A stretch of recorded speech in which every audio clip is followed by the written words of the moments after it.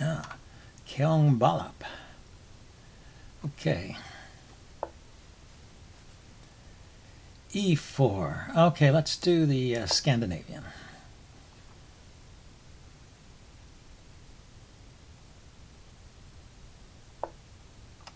He passes on by. Okay, so this can turn into French advanced variation. I move the c pawn ahead of the knight, so I'm going to play knight to c6 next, but I guess I'll take back the pawn with the bishop if he wants to take it.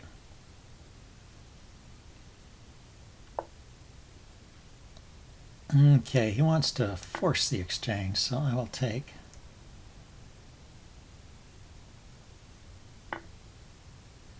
He takes with the queen. That's a little bit strange. It gives me a tempo. Maybe he thinks the queen will be active on the king side. That's possible. No, he went to the queen side. Well, it's pinning the knight. Has some point. Let's unpin.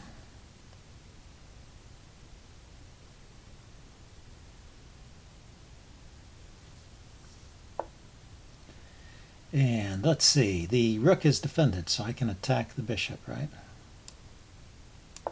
And it's an actual threat. And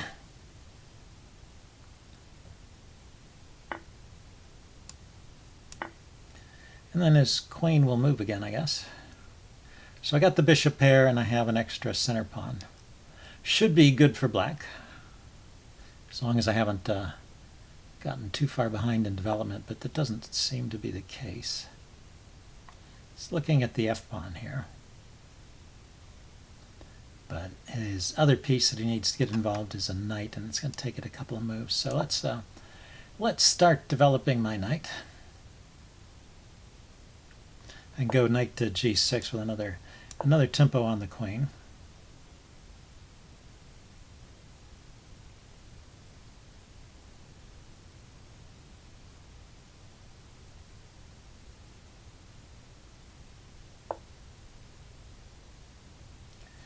So where do I want my dark squared bishop? I guess there's nothing good out here. He can always block that check. That's covered. That's not available. So we're going here, I guess.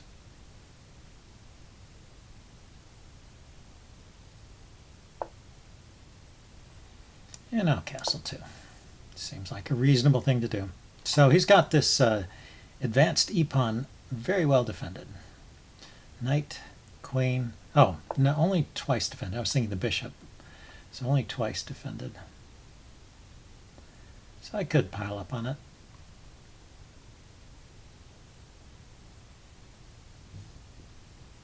Or I could just play f6. I think I need to get that pawn out of the way so that my dark squared bishop has a useful role. And it'll leave me with two center pawns if he takes. The center pawns might be weak and come under fire, so that's the danger in this position. But they are center pawns, and if I can keep them and push them forward, they could be a real asset.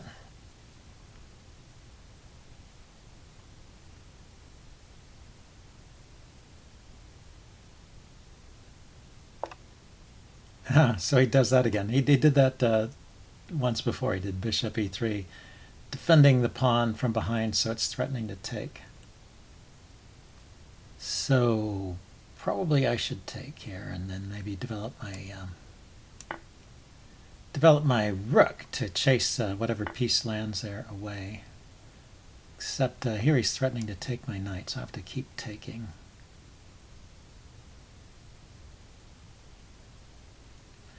Yeah, that's unfortunate. He's also going to be threatening my g-pawn, so I have to keep. I have to bring my bishop to f6 anyway. There's a lot of trades. At the end, I'm still got my center pawns, but I don't know if they'll be worth much with all the force that has left the board.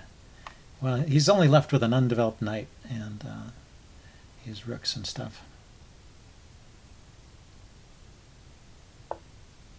Yeah, I had wanted to play rook up to f5 to chase the bishop away and just push my pawn forward. But I couldn't do that with the threat on g7 there.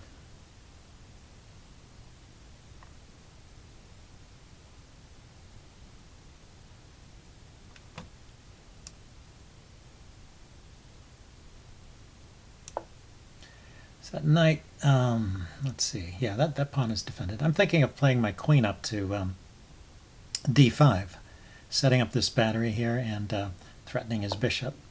Except, yeah, it's still not a threat on the bishop, is it? It's too well defended.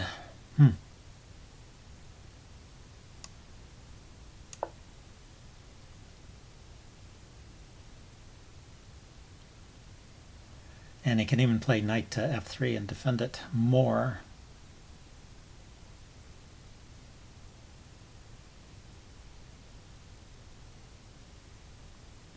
Yeah, the queen and the rook both are looking at that bishop.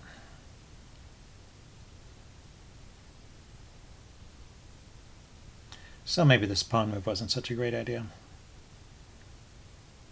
But, well, we'll see what he does now. Knight to f3 would be the logical continuation. Defends the bishop and attacks the pawn. He wants to bring his rook into the game. So let's, if I move the queen, then it unleashes an attack on the rook. But he can just take the pawn. Let's, well, he can just play, no, he can't. I was going to say maybe he could play rook to e4 there, d4, hitting my queen, but I can take the bishop then.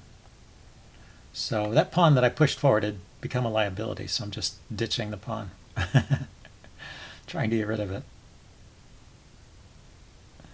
And I'm also looking for a chance to move my queen with tempo so I can unleash an attack on his knight. I mean on his rook, but I don't see it. I don't see it happening here. Well, queen here.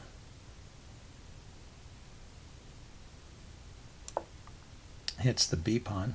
Maybe that's good enough.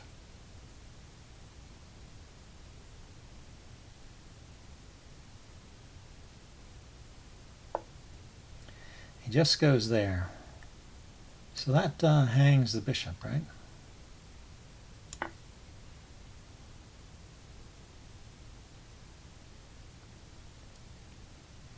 He had defended it with the rook and the queen, but when I was only defended by the queen, I can just take it. And the threat here is not a problem with the queen and the bishop lined up like this, even without the queen there. So I think I survived that one.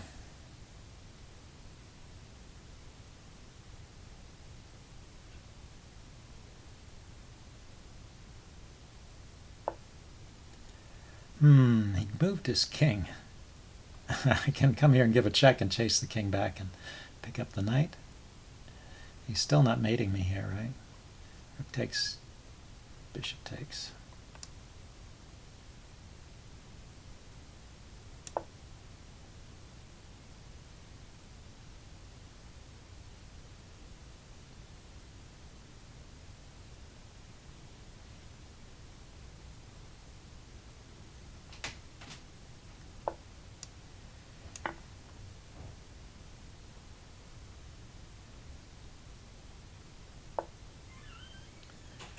Okay, so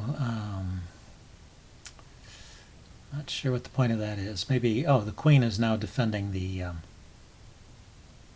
e1 square, so we could play rook e1.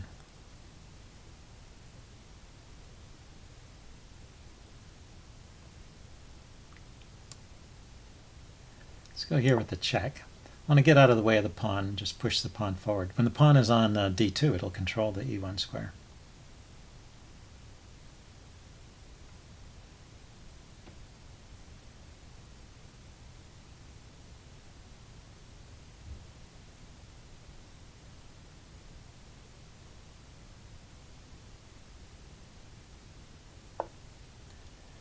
Okay, pawn to d2, and now I'm not quite threatening queen to e1 just yet, but maybe queen e2 and pawn d1 is the threat.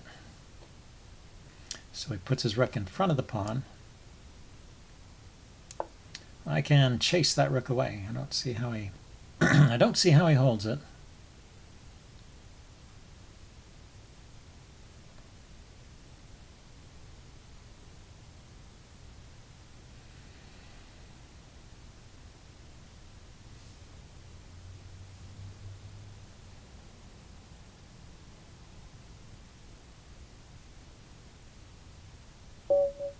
Okay, he resigned. So I will upload this and do a postmortem. See you guys later. Bye.